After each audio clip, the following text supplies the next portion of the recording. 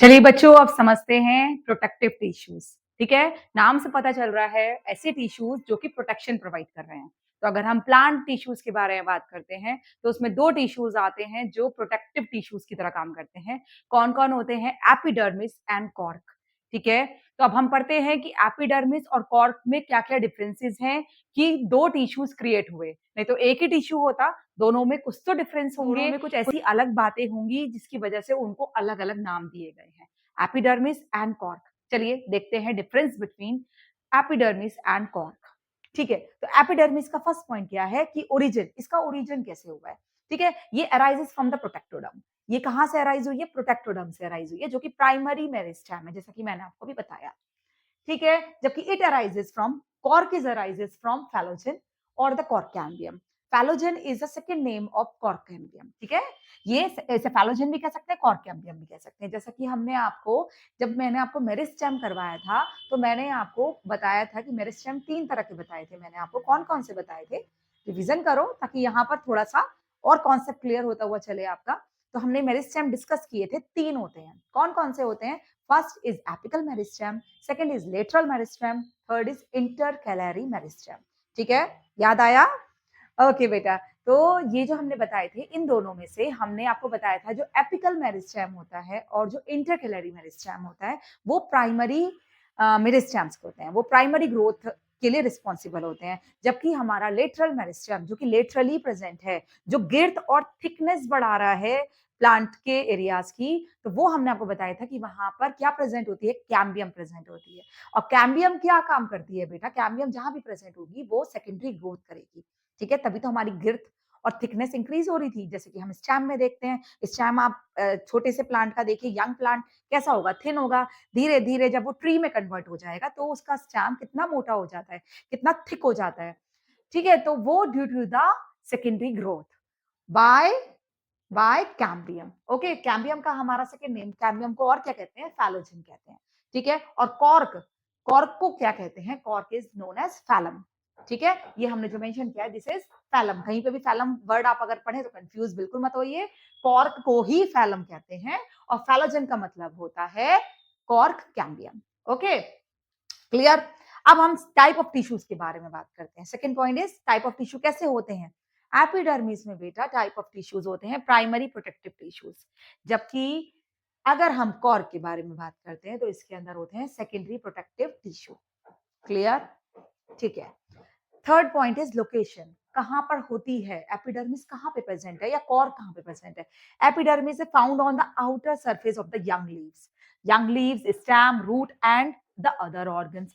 सबकी मतलब क्या होगा? यंग प्लांट की अगर हम बात करते हैं तो हम एपिडर्मिस की बात करते हैं। वही एपिडर्मिस बाद में किससे कवर हो जाती है? By the cork. ठीक है, लेकिन वो हम बात करते हैं ओल्ड प्लांट की। ठीक है, तो found on the older stem. जब अगर हम कॉर्क की बारे में बात कर रहे हैं तो हम क्या कह रहे हैं? Found on the older stem, root, इन सब पे मिल रही है, लेकिन वो ओल्डर प्लांट की उस पे मिल रही है एंड रिप्लेसेस एपिडर्मिस। यानी कि वो एपिडर्मिस को रिप्लेस करके क्या प्रेजेंट हो जाती है? कॉर्क।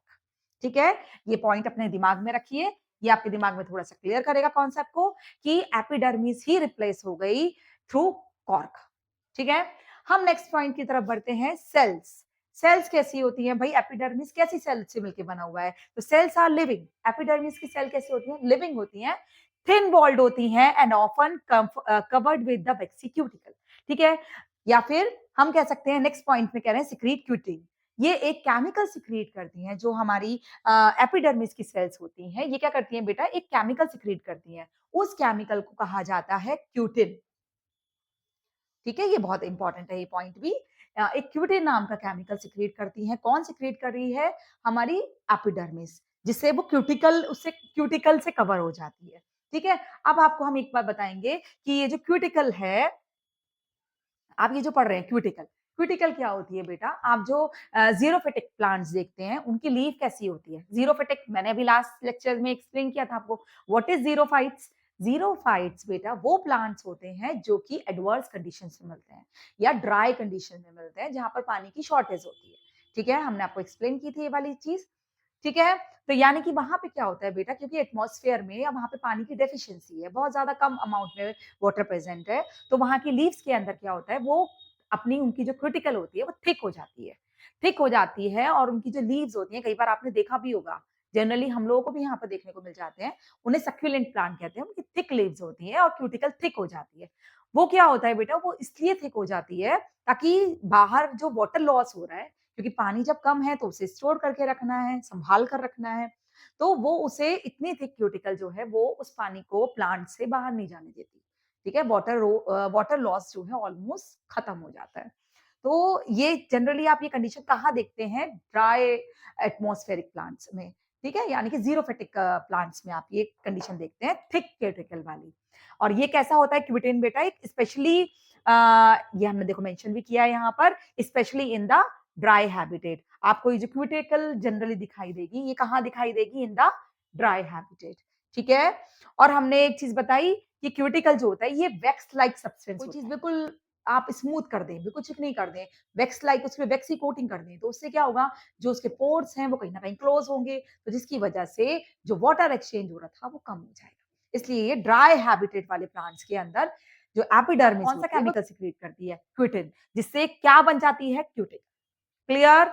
नेक्स्ट अगर हम बात करते हैं कॉर्क की, तो कॉर्क क्या करते हैं? ये एक स्पेशल टाइप का केमिकल सिक्रीट करते हैं दैट इज कॉल्ड सुबेरिन। ठीक है? ये suberin is a substance secreted by the cork. ठीक है? अब हमने क्या कहा, ये कैसे होता है सुबेरिन? सुबेरिन बेटा ये एक वाटरप्रूफ सब्सटेंस होता है। ठीक है? ये भी क्या कर रहा है? वाटर लॉस जो हो रहा है उसे रोक रहा है। ठीक है? नेक्स्ट हम बात कर रहे हैं फंक्शंस। अगर हम एपिडर्मिस के फंक्शंस के बारे में बात करते हैं, तो हम कहते हैं कि प्रोटेक्ट इंटरनल टिश्यूज। नेचुरल सी बात है, कोई भी चीज अगर मेन हमें क्या कर रही है, कोई जैसे हमारी स्किन है, ये भी एक प्रोटेक्टिव टिश्यू है, तो ये क्या कर रही है? हमारी हमारी बाहर की इंजरीज से हमारी बॉडी को प्रोटेक्ट करने का काम कर रही है। ठीक है? और ऐसे ही इसके अंदर भी अगर कोई भी चीज आउटर लेयर किसी भी चीज पे प्रेजेंट है, तो सबसे उसका इंपॉर्टेंट काम होगा कि वो जो इंटरनल टिश्यूज हैं, हमारी बॉडी के भी जो इंटरनल टिश्यूज हैं, स्किन उन्हें प्रोटेक्ट करने का काम करती है। ऐसे ही एपिडर्मिस भी जो प्लांट के इंटरनल टिश्यूज हैं, उन्हें प्रोटेक्ट करने का काम कर रही है। Second, allow the gases exchange, मतलब ये गैसेस एक्सचेंज, क्योंकि इसके ऊपर बेटा पोर्स प्रेजेंट हैं, जिन्हें आप कहते हैं स्टोमेटा। ये हमने नेक्स्ट पॉइंट में एक्सप्लेन किया है। गैसेस एक्सचेंज हमने आपको ये बताया कि क्रिटिकल है, क्यूटिकल भी है, वो सब है उनकी, लेकिन फिर भी गैसेस वो वाटर लॉस को रोकेगा, लेकिन गैसेस एक्सचेंज होगा through the different special kind of pores. तो वो अगर हम बात करते हैं एक नॉर्मल प्लांट में, तो वो होते हैं स्टोमेटा। ठीक है? तो स्टोमेटा क्या करते हैं? वो गैसेस एक्सचेंज में पार्टिसिपेट करते हैं। स्पेशल काइंड ऑफ सेल्स होती हैं ये, जैसे हमने पढ़ा भी था, ये दीज आर द स्टोमेटास। ये दो गार्ड सेल्स होती हैं। ठीक है? अभी आप पढ़ेंगे इनके बारे में कि स्टोमेटा क्या होते हैं बेटा। ये हमारी गार्ड सेल से कंप्लीट कवर होते हैं। ये है, this is stomata, this is stomata. और ये दो सेल से कवर होते हैं, this is called guard cell.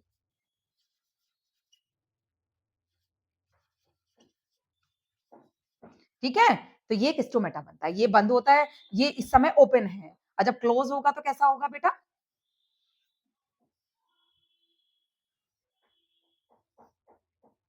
तो ये गार्ड सेल्स जो हमारी हैं, ये आपस में ऐसे मिल जाएंगी, तो ये क्या हो गया? स्टोमेटा क्लोज हो गया। ठीक है? और जब स्टोमेटा ओपन होगा तो ऐसा होगा। क्लियर? चलिए, ये स्पेशल काइंड ऑफ कंडीशन आपको कहाँ पे दिखती है? ये दिखाई देती है एपिडर्मिस पे। लेकिन अगर हम बात करते हैं कॉर्क की, तो कॉर्क में आपको एक और स्पेसिफिक स्ट्रक्चर दिखाई देता है, दैट इज कॉल्ड लेंटिसल्स। ठीक है? लेंटिसल्स, ये लेंटिसल्स क्या होते हैं बेटा?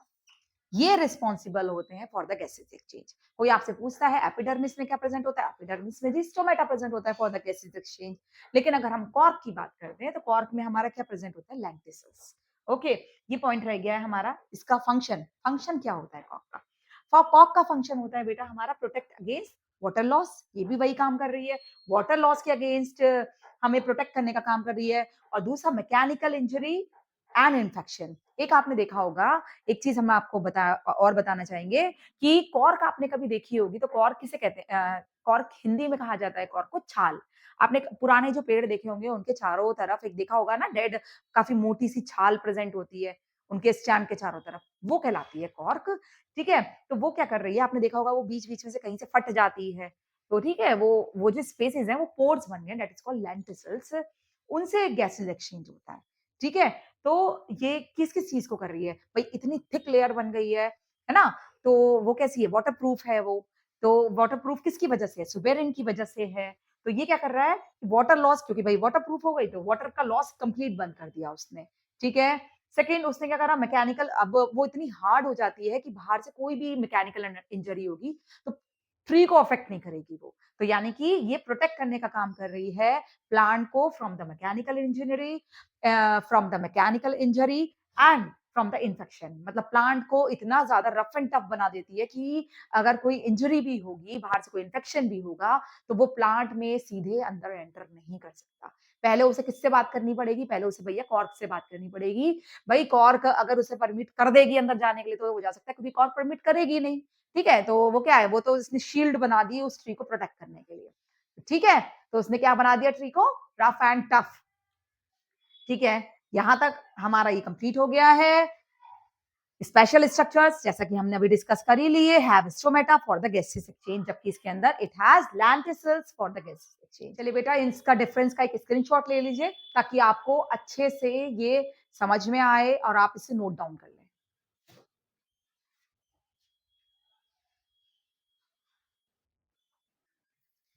चलिए बेटा, good news, this is all about the plant tissues. यहाँ पर आपका प्लांट टिश्यूज़ कंप्लीट होता है। अगर आपको कहीं पे कोई क्वेरीज़ हैं, कुछ लगता है कि हमारा रह गया है समझाने से, तो आप प्लीज़ मुझे कमेंट बॉक्स में मेंशन करिए, मैं उस पर भी वीडियो बनाऊँगी। और क्योंकि हम नहीं चाहते आपका कोई भी एरिया मिस हो, कोई भी चीज़ है, कुछ भी कन्फ्यूजन है, तो प्लीज़ आप मुझसे पूछिए कमेंट बॉक्स में। और अगर ये सब वीडियोज़ आपको अच्छी लग रही हैं, तो प्लीज़ मेरे चैनल को लाइक करिए, सब्सक्राइब करिए एंड नोटिफिकेशन बटन को ऑन करिए ताकि मैं जो भी न्यू वीडियो अपलोड करूं वो आप पे फटाफट पहुंचे। ओके बेटा, this is all for today. चलिए मिलते हैं अपनी नेक्स्ट वीडियो में। Bye bye.